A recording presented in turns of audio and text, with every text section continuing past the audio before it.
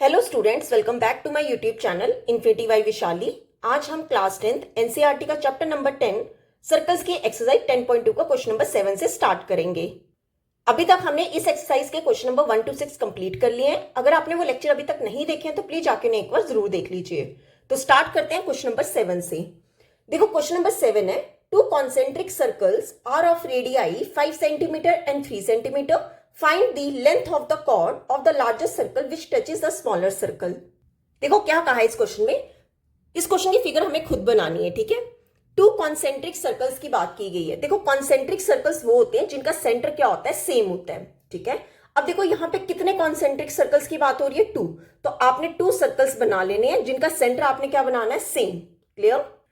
अब देखो बोला गया है कि 2 कॉन्सेंट्रिक सर्कल्स है जिनका रेडियाई कितना है, 5 सेंटीमीटर एंड 3 सेंटीमीटर. देखो जो छोटा होगा सर्कल उसका रेडियस छोटा होगा, जो बड़ा सर्कल होगा उसका रेडियस क्या होगा, बड़ा होगा। तो हमारा स्मॉलर सर्कल एक बना लोगे, उसी सेम सेंटर से एक आप बड़ा सर्कल बनाओगे, ठीक है। क्यों? क्योंकि रेडियस क्या है, डिफरेंट है। अब क्या बोला गया है, find the length of the chord of the largest circle which touches a smaller circle. हमें क्या निकालनी है, जो हमारा लार्जेस्ट सर्कल है उसकी लेंथ ऑफ कॉर्ड निकालनी है। देखो ये आपका लार्जेस्ट सर्कल है, तो इसकी अगर हम कॉर्ड ड्रॉ करें तो वो किस तरह की होगी, इस तरह की, ठीक है।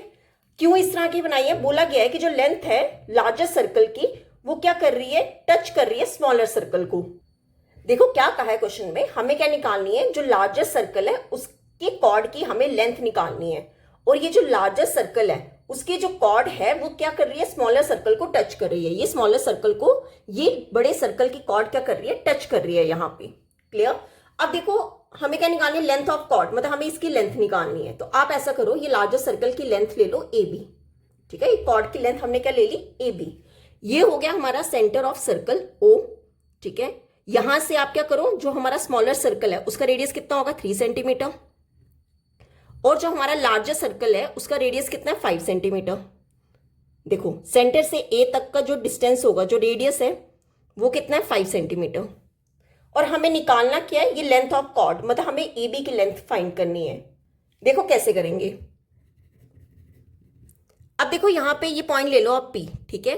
अब देखो ये आपका क्या है, OP क्या है, हमारा रेडियस। अगर मैं स्मॉलर सर्कल देखूं तो AB इसके लिए क्या होगा, टेंजेंट होगा, ठीक है। और OP रेडियस है, AB टेंजेंट है, तो ये जो OP होगा वो परपेंडिकुलर किसके होगा, AB के, बाय थ्योरम 10.1। तो क्या लिखेंगे, OP perpendicular to AB। Reason क्या आएगा, रेडियस परपेंडिकुलर टू टेंजेंट। देखो अगर ये परपेंडिकुलर है मतलब ये 90 डिग्री होगा हमारा। अब आप देखो ये जो OPA है ये क्या बन रहा है, एक राइट एंगल ट्रायंगल बन रहा है। तो यहां से हम क्या करेंगे, पहले AP की लेंथ निकाल लेंगे, ठीक है। तो क्या लिखेंगे, ये हमारा परपेंडिकुलर हुआ तो हम ये कह सकते हैं कि एंगल OPA जो है वो कितना होगा, 90 डिग्री। क्लियर। अब ले लो यही ट्राइंगल, इन ट्राइंगल OPA। देखो राइट एंगल के सामने वाला हमारा क्या होता है, हाइपोटेन्यूज। ए का परपेंडिकुलर ले लो और एक आप क्या ले लो, बेस ले लो। क्लियर। तो क्या यूज करेंगे, पाइथागोरस। तो क्या लिखेंगे, by Pythagoras theorem. Pythagoras theorem क्या होती है, हाइपोटेन्यूज का स्क्वायर जो है वो परपेंडिकुलर का स्क्वायर प्लस बेस स्क्वायर के इक्वल होता है। देखो हाइपोटेन्यूज क्या है हमारा, OA। तो क्या लिखेंगे, OA का square is equal to perpendicular कितना है, OP का स्क्वायर प्लस बेस हमारा कितना है, AP का स्क्वायर। देखो OA कितना है, 5 मींस 5 का square is equal to OP कितना है, 3 का स्क्वायर प्लस AP की वैल्यू हमें क्या करनी है, फाइंड करनी है। देखो 5 का स्क्वायर होता है 25 इज इक्वल टू 3 का स्क्वायर क्या होता है, 9 प्लस AP का स्क्वायर। अब मुझे ये AP की वैल्यू फाइंड करनी है, तो ये 9 ले जाओ इस साइड, तो ये 25 ऐसे ही रहने, तो ये प्लस 9 इस साइड आके क्या हो जाएगा, माइनस का 9 इज इक्वल टू AP का स्क्वायर। अब 25 में से 9 सब्ट्रैक्ट करेंगे, ये आ जाएगा 16 इज इक्वल टू AP का स्क्वायर। अब मैंने आपको बताया था कि अगर मुझे स्क्वायर नहीं चाहिए तो दूसरी साइड क्या लगा देते हैं, अंडर रूट लगा देते हैं। तो अंडर रूट 16 किसके इक्वल हो जाएगा, AP के। अब देखो यहां से AP की वैल्यू क्या आएगी, रूट 16 को हम कैसे लिख सकते हैं, 4 का स्क्वायर, ठीक है। 4 का स्क्वायर क्या होता है, 16। स्क्वायर से अंडर रूट कैंसिल, तो यहां से हमारे पास AP कितना आ जाएगा, 4 सेंटीमीटर, ठीक है। मतलब ये हमारे पास कितना आ गया, 4 सेंटीमीटर। अब देखो यहां पे हम एक कॉन्सेप्ट सीखेंगे, अगर सेंटर से कोई परपेंडिकुलर पड़ रहा होता है किसी कॉर्ड पे, ठीक है, तो वो उस कॉर्ड को क्या करता है, इक्वली बाइसेक्ट करता है, मींस टू इक्वल पार्ट्स में क्या करता है, डिवाइड करता है। क्या मतलब हुआ, अब देखो ये ओपी हमारा क्या है, परपेंडिकुलर, और एबी क्या है, कॉर्ड है, ठीक है। तो जब भी परपेंडिकुलर जो है वो कॉर्ड पे होता है तो वो लाइन जो कॉर्ड है वो इक्वली डिवाइड करता है कॉर्ड को। मतलब अगर हमारा एपी 4 सेंटीमीटर आया है तो हमारा पीबी भी कितना होगा, 4 सेंटीमीटर, ठीक है।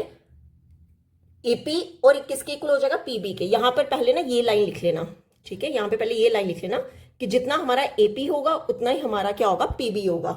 रीजन हम क्या लिखेंगे, परपेंडिकुलर फ्रॉम सेंटर, ठीक है, मीन सेंटर से जो परपेंडिकुलर होगा, perpendicular from centre bisects the chord, bisects the chord, ठीक है। उसके बाद लिखना, या फिर काट लो यहां पे, इसके बाद लिख लेना कि पीबी हमारा कितना आया, 4 सेंटीमीटर।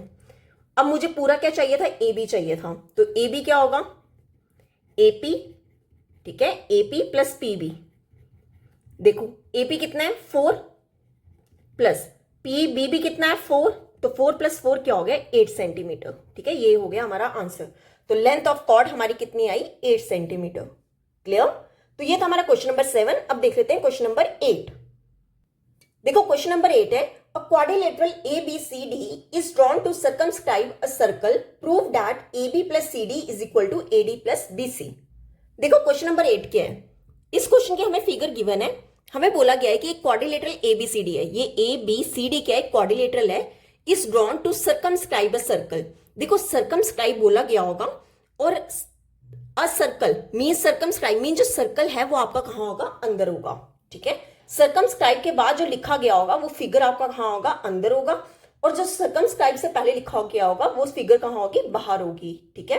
तो इस क्वाड्रिलेटरल के अंदर क्या एक सर्कल है, और हमें प्रूफ क्या करना है कि ये AB प्लस CD जो है वो किसके इक्वल है, AD प्लस BC के इक्वल। क्लियर। देखो कैसे करेंगे, अगर आप चेक करो ये हमारा क्या एक सर्कल है, ठीक है। इस सर्कल का अगर मैं एक ए एक्सटीरियर पॉइंट लूं तो जितना हमारा एपी होगा क्या उतना ही हमारा एएस होगा। क्यों, ये जो सर्कल के लिए एपी और एएस क्या होंगे, टेंजेंट होंगे, ठीक है। और हमने थ्योरम 10.2 में क्या पढ़ा है कि tangents drawn from external point are equal. अब देखो जितना आपका एपी होगा उतना ही हमारा क्या होगा, एएस होगा, ठीक है। इस ए पॉइंट से एपी एंड एएस क्या होंगे, टेंजेंट्स, और ये दोनों क्या होंगे, इक्वल। इसे ले लो इक्वेशन नंबर 1। क्लियर। अब देखो अगर बी पॉइंट देखें तो जितना हमारा बीपी होगा उतना ही हमारा क्या होगा, बीक्यू होगा, ठीक है। बी पॉइंट से बीपी एंड बीक्यू क्या है, टेंजेंट्स है, तो ये दोनों आपस में क्या होंगे, इक्वल होंगे।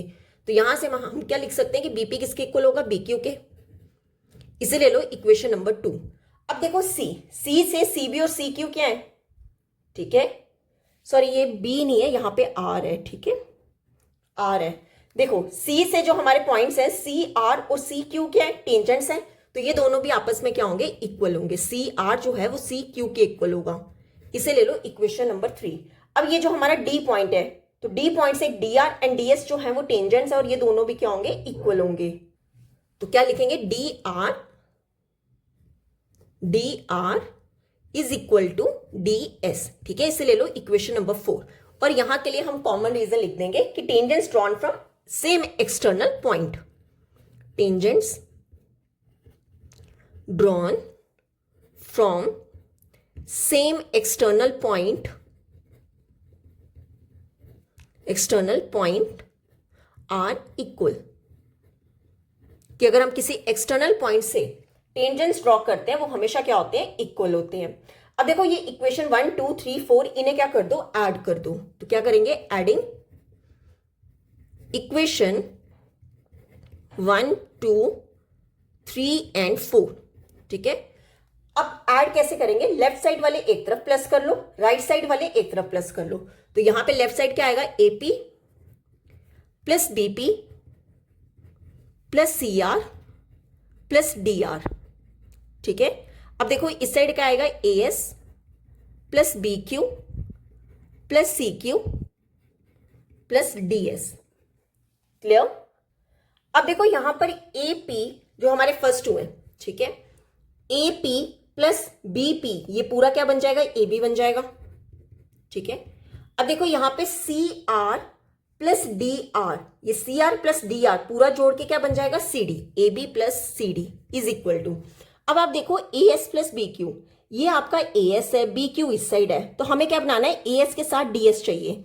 तो आप क्या करोगे, पहले A S plus D S लिख लो, A S plus D S. अब उसके बाद क्या रहेगा, B Q plus C Q, इन्हें अलग ब्रैकेट में लिख लो।